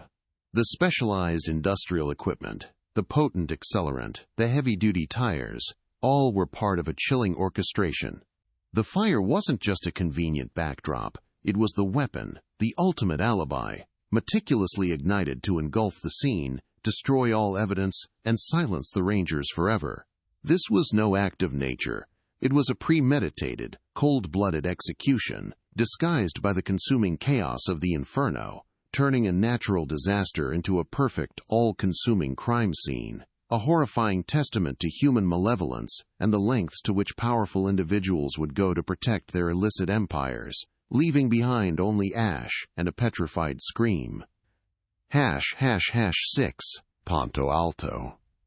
The air in Olivia's small apartment crackled with an almost unbearable tension, thick with the scent of old paper and dust as she and Miller hunched over her father's forgotten desk. It was beneath a loose floorboard, a subtle imperfection she'd overlooked for years, that she finally found it. A small, worn, leather-bound journal and a handful of micro-cassette tapes, carefully wrapped in oilskin. Her fingers trembled as she unwrapped the bundle, a wave of profound emotion washing over her as she saw Ethan's familiar, precise handwriting on the journal's first page, and the faded labels on the tapes, marked simply Thorne Intel.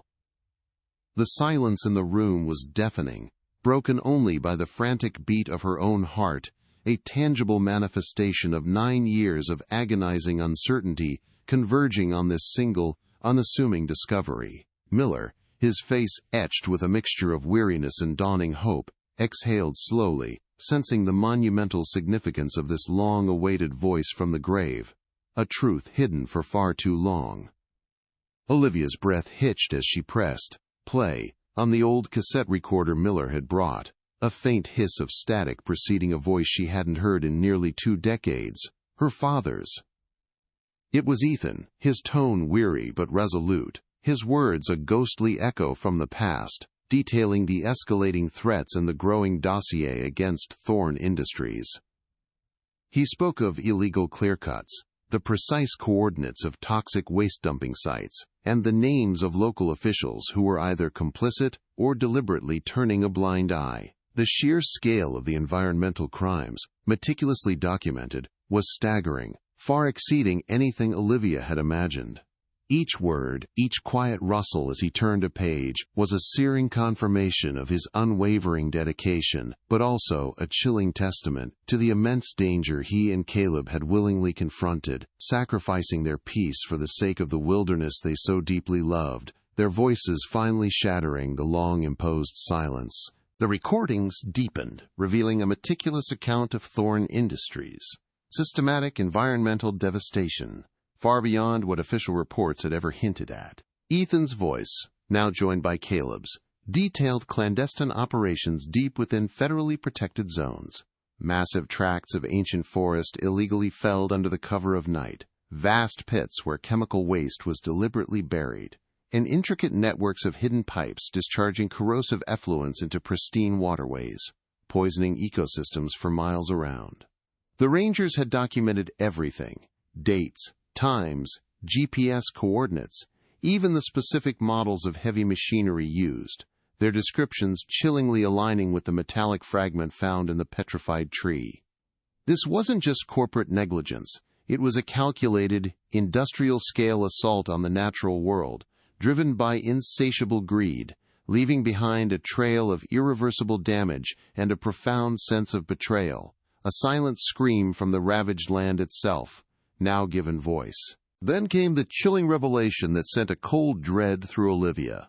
The informant. Ethan's voice, tinged with a cautious optimism, described a contact within Thorn's inner circle, someone promising to deliver definitive, irrefutable evidence that would dismantle Thorn's entire operation. They planned a secret rendezvous, a risky meeting deep within the forest on the very morning the 1995 wildfire erupted. The diary detailed their preparations, their hopes that this final piece of the puzzle would finally expose the corruption and allow them to take the evidence directly to federal authorities, bypassing the compromised local system.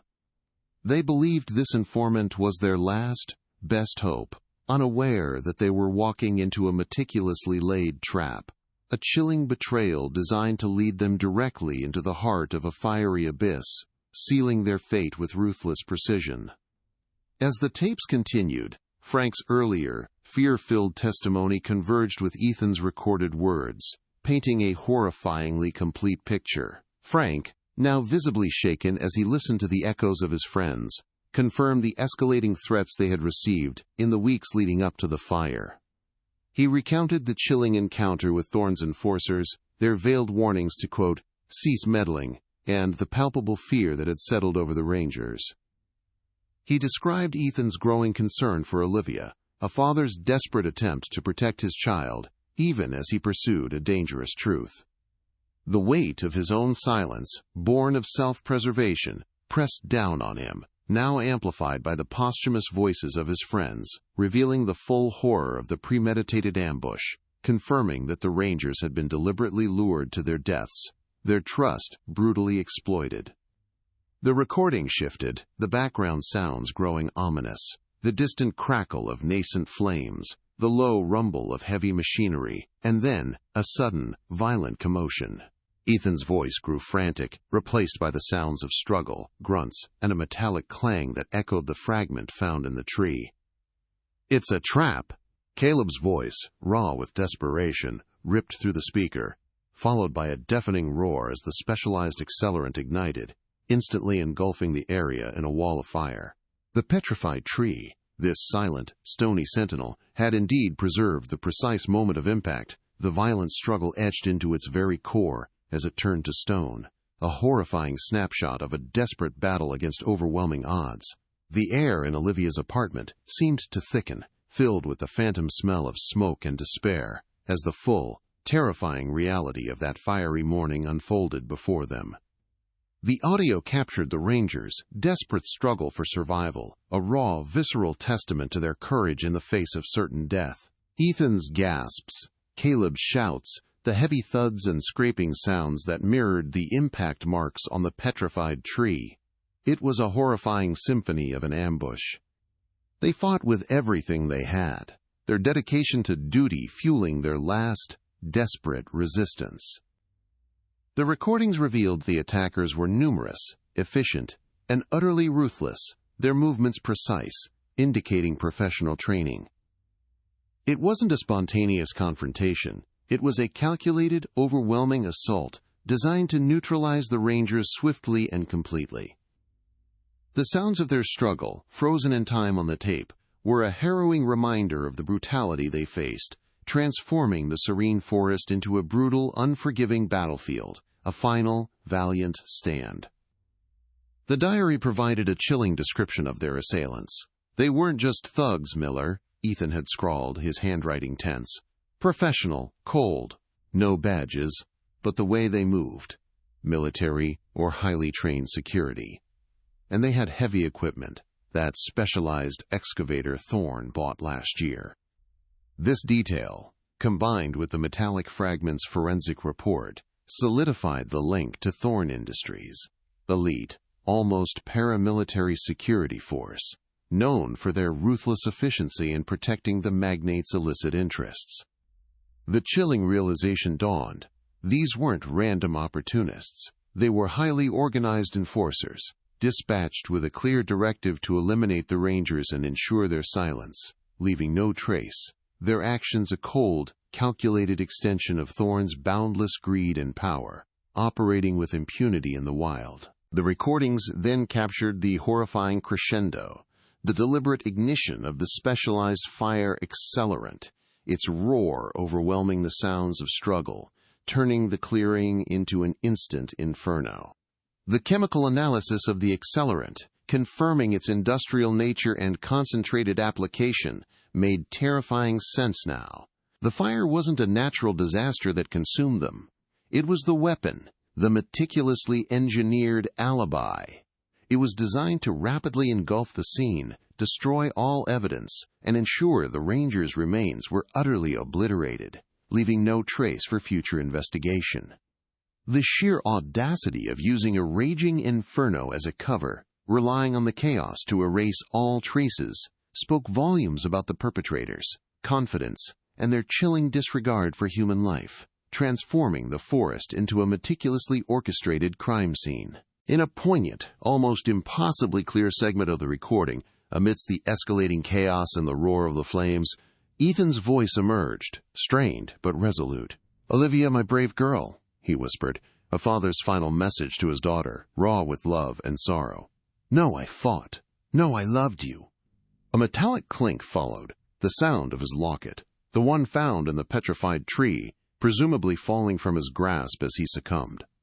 It was a desperate, heartbreaking farewell, a father's final attempt to connect with his child, a whisper of love against the backdrop of consuming fire and malevolence. This intimate moment, preserved by chance, transformed the cold facts into a searing personal tragedy, cementing the profound emotional cost of Thorne's ruthless actions, a final, unyielding testament to his enduring love. Caleb's last moments were captured with equally harrowing clarity.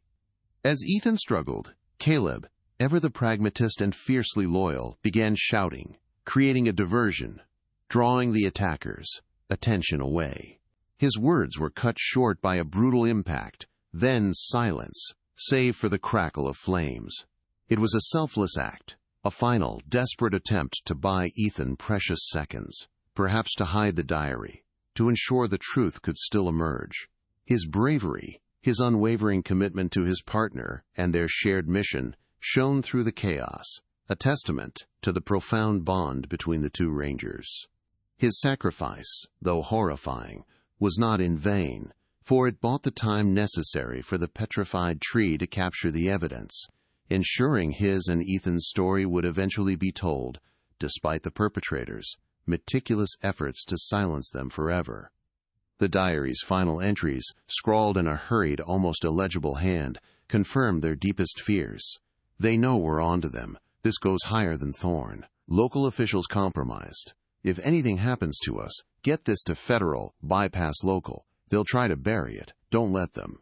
It was a desperate plea, a posthumous warning, confirming the vast network of corruption that extended far beyond Mr. Sterling Thorne, implicating influential figures in local politics and law enforcement who had benefited from his illicit empire and actively suppressed the original investigation.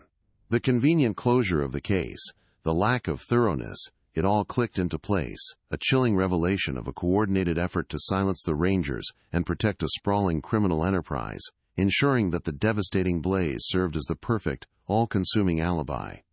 The full, horrifying truth now laid bare, a tapestry woven from scientific data, a colleague's fear-filled testimony, and the gut-wrenching, posthumous voices of Ethan and Caleb. They had not been victims of a random act of nature. They were targets, lured into a meticulously designed trap, ambushed by Thorne's enforcers, and then consumed by a deliberately ignited inferno, their deaths disguised by the very chaos they were meant to fight. The petrified tree, standing as a silent, stony testament, held the indisputable proof, its calcified core screaming of murder and a vast, insidious conspiracy. Olivia felt a profound, aching sorrow, but also a burning, righteous fury. The truth, long buried, had finally emerged from the heart of stone, demanding justice for the fallen, and promising a reckoning for those who thought their heinous crimes were lost to the flames and forgotten by time. The discovered diary and audio recordings, raw with Ethan and Caleb's posthumous voices, provided the irrefutable evidence Olivia and Miller desperately needed, transforming their desperate quest into a formidable legal weapon. Armed with this damning dossier, detailing Thorne Industries' systematic environmental crimes, the planned ambush, and the chilling premeditation of the fire, Miller bypassed the compromised local authorities entirely, directly contacting a specialized federal environmental crimes unit. The sheer weight of the evidence, bolstered by the geoforensic analysis of the petrified tree and Frank's courageous testimony, left no room for doubt or bureaucratic stonewalling.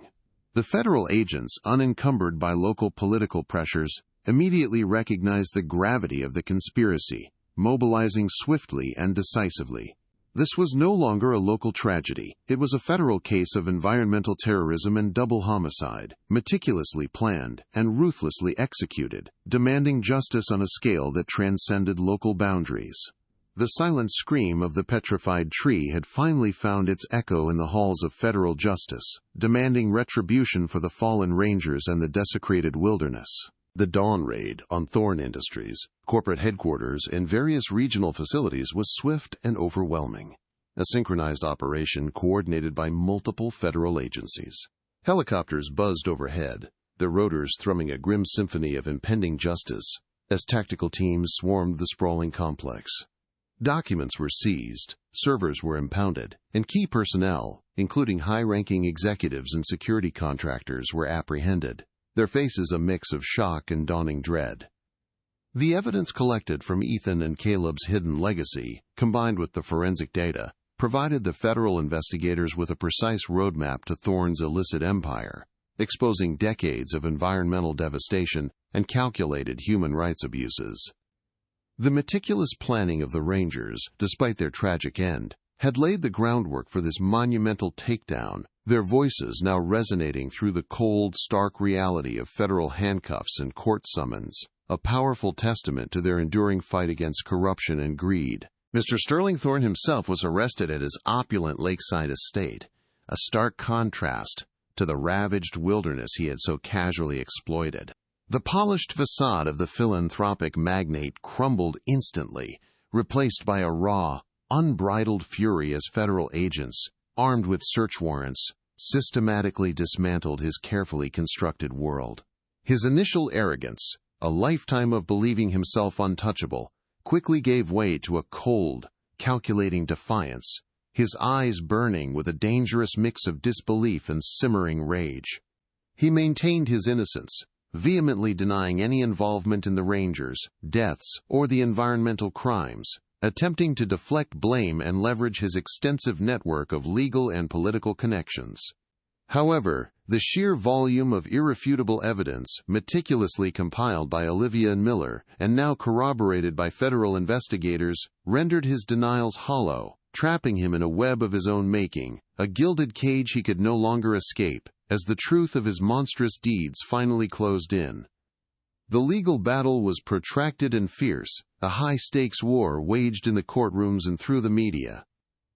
Thorne's vast wealth allowed him to assemble a formidable defense team, attempting to discredit the forensic evidence, impugn the Rangers' reputations, and portray Frank as an unreliable witness.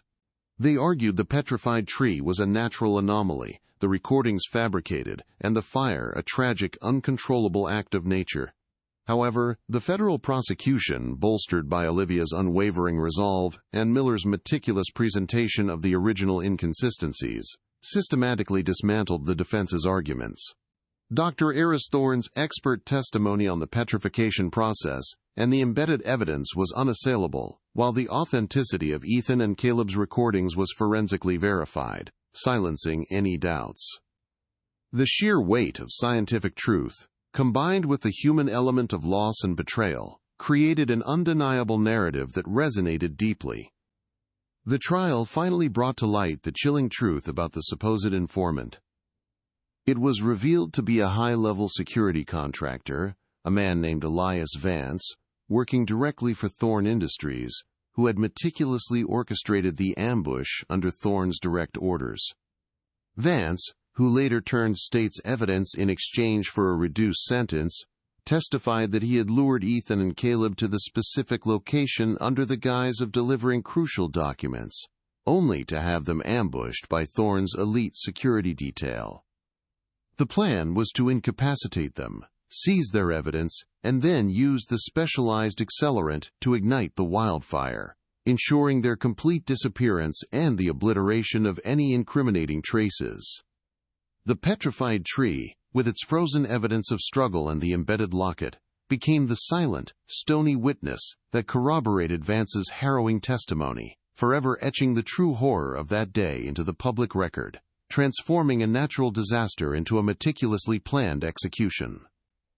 As the trial progressed, the scope of the conspiracy widened, revealing a deeply entrenched network of corruption that extended far beyond Mr. Sterling Thorne.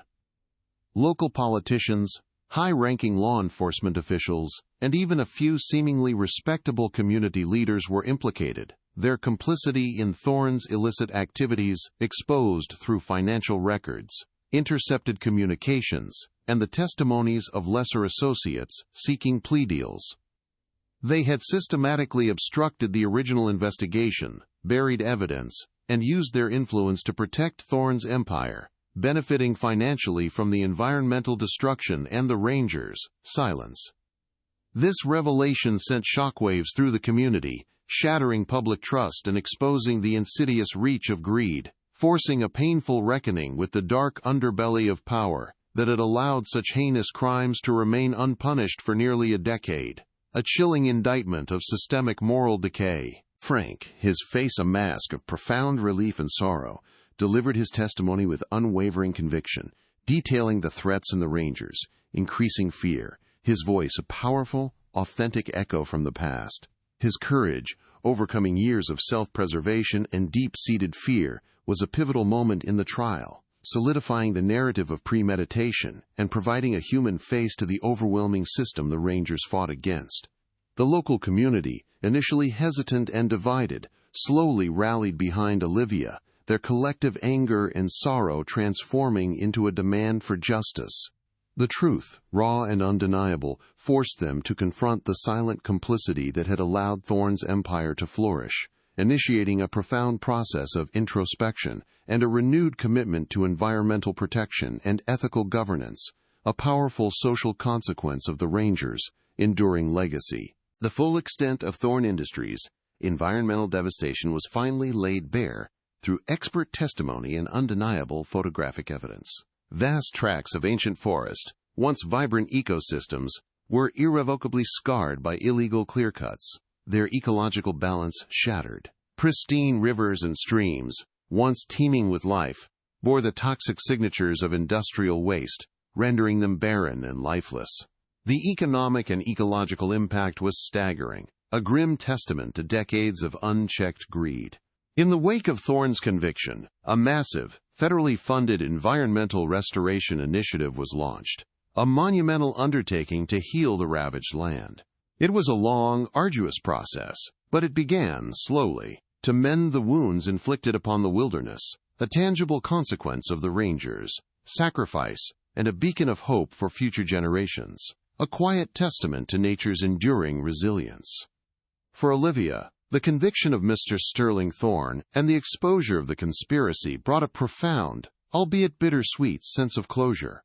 The gnawing uncertainty that had haunted her for 9 years was finally replaced by the undeniable truth, however painful. She had honored her father's memory, ensuring his sacrifice was not in vain, and brought justice to those who believed themselves untouchable. The weight of grief still lingered, a phantom limb of loss, but it was now accompanied by the quiet strength of resolution and purpose. Visiting the petrified tree, no longer a symbol of terrifying mystery, but a silent monument to her father's final, courageous stand, she felt a profound connection, a sense of peace settling over her, as she finally understood the full, devastating, yet ultimately triumphant, story of his final moments. Detective Miller, his weary eyes now holding a flicker of peace, found his own redemption in the successful prosecution of Thorne. The ghosts of the unsolved case, which had burdened him into retirement, were finally laid to rest. He had not only helped Olivia achieve justice, but had also exposed the systemic failings that allowed such a crime to remain hidden. His involvement in the case led to a reevaluation of cold case protocols within federal agencies, emphasizing interagency collaboration, advanced forensic techniques, and the importance of re-examining seemingly closed cases with new eyes. His persistence, coupled with Olivia's unwavering determination, set a new precedent for investigative thoroughness, ensuring that no future tragedy would be conveniently dismissed as a natural disaster, when human malevolence was truly at its core, a quiet revolution in the pursuit of truth. Ethan and Caleb, once tragic footnotes in a disaster report, were posthumously recognized as heroes. Their unwavering dedication to environmental protection, their courageous investigation into Thorne Industries, and their ultimate sacrifice were publicly celebrated, their story becoming a powerful symbol of integrity and resilience. Educational programs were established in their names, scholarships funded, and a permanent memorial was erected near the petrified tree, serving as a solemn reminder of their enduring legacy. Their story, broadcast across national news and documented in scientific journals, raised significant public awareness about corporate environmental crimes and the often hidden costs of unchecked greed, inspiring a new generation of environmental activists and investigative journalists to pursue truth, no matter the personal risks, ensuring their sacrifice resonated far beyond the scarred forest. The petrified tree, once an impossible geological anomaly, became a national landmark, revered not just for its scientific uniqueness but as a poignant, powerful symbol of truth preserved. It stood as a permanent, stony testament to the Rangers' final, desperate struggle, its calcified form a silent scream against injustice. Visitors from across the country came to witness its stark beauty, to reflect on the human cost of environmental exploitation, and to honor the memory of Ethan and Caleb. Its twisted, unyielding form, a natural time capsule, forever reminded humanity that some truths, no matter how deeply buried or meticulously concealed, will eventually find a way to surface, demanding to be heard, demanding justice, and forcing a reckoning with the past, a silent promise that the earth itself would bear witness to its desecration. The central question that had haunted a community for 9 years was finally answered with chilling clarity. Ethan and Caleb did not perish in a random act of nature. They were murdered, their lives brutally extinguished by Mr. Sterling Thorne's enforcers, lured into a meticulously planned ambush, and then consumed by a deliberately ignited inferno, a calculated alibi designed to erase all traces of their environmental investigation and the vast network of corruption it threatened to expose. The petrified tree, the locket, the uniform fragment, the hidden recordings, Frank's testimony, every piece of evidence converged to paint this horrifying picture, leaving no gaps, no room for doubt. Their disappearance was not a tragic fatality of the fire. It was a cold-blooded execution, disguised by the consuming blaze, and now, finally, after years of silence, the truth had emerged from the heart of stone, bringing a devastating, yet undeniable resolution. The towering petrified tree, standing solemn and unyielding in the heart of the reforested wilderness, remains the story's silent, enduring scream. It is no longer merely a geological anomaly, a curious twist of nature. It has been irrevocably transformed into a national monument, a stark and poignant testament to a truth that refused to be buried. Its calcified form, with the faint, almost imperceptible striations of struggle still etched into its stony bark, forever reminds humanity of the violent ambush it witnessed. This impossible sentinel, a natural time capsule, speaks volumes about the lengths to which greed will go and the profound resilience of justice, proving that even the most meticulously concealed crimes can be brought to light. It stands as a powerful, permanent reminder that the earth itself bears witness to the atrocities committed upon it, refusing to let the voices of the fallen be silenced by the passage of time or the carefully constructed lies of the powerful, a chilling promise whispered on the wind. For Olivia, the journey from a grieving daughter haunted by agonizing uncertainty to a relentless crusader for truth had been arduous, fraught with unimaginable pain and peril.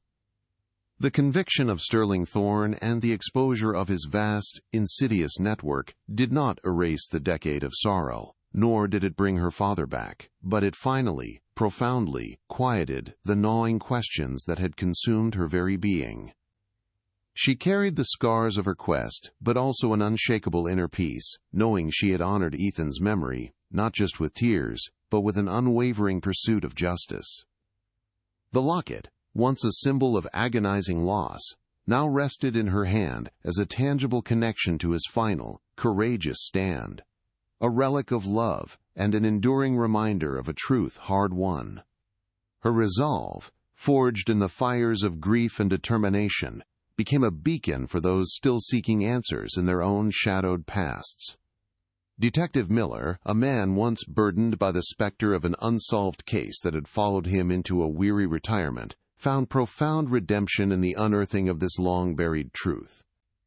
His meticulous re-examination of the original, flawed investigation, combined with his unwavering support for Olivia, not only brought justice to Ethan and Caleb, but also forced a critical re-evaluation of cold case protocols across federal and state agencies. His persistence, a quiet, dogged dedication that had refused to let the official narrative stand unchallenged, became a cornerstone for new investigative methodologies. Seminars on interagency collaboration, advanced geoforensic techniques, and the critical importance of revisiting seemingly closed cases with fresh eyes and unwavering skepticism are now mandatory, ensuring that no future tragedy is conveniently dismissed as an act of nature when human malevolence is truly at its core, a quiet revolution in the relentless pursuit of truth.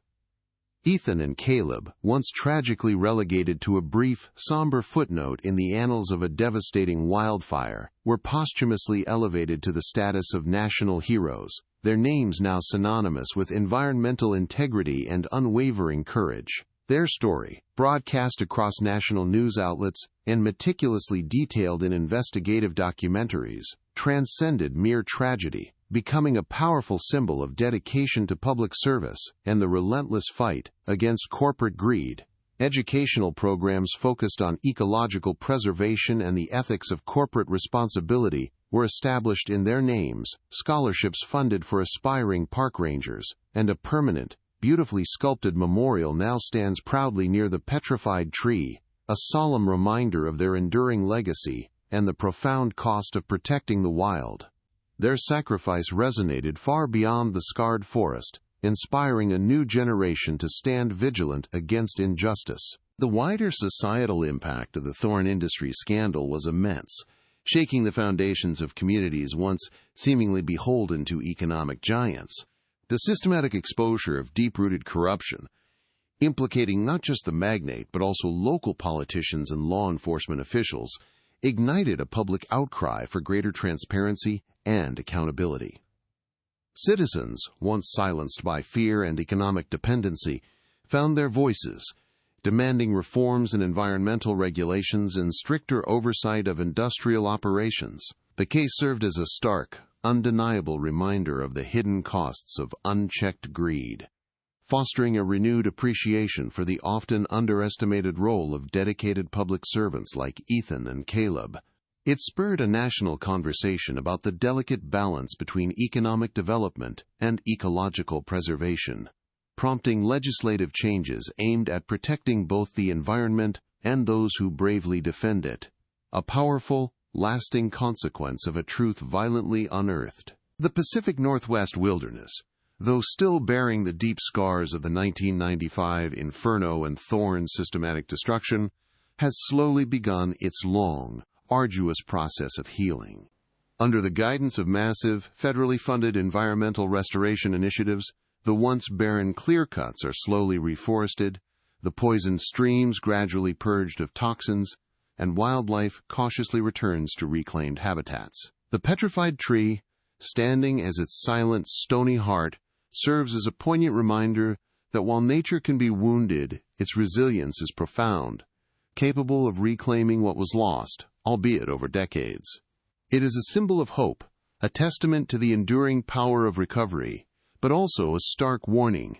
The battle for the planet's preservation is eternal, a continuous vigilance against the insidious forces of exploitation that lurk beneath the surface, threatening to undo generations of progress, demanding constant watch. This story, etched into the very stone of a petrified tree and whispered through the posthumous voices of two brave rangers, stands as an undeniable testament to the enduring power of truth.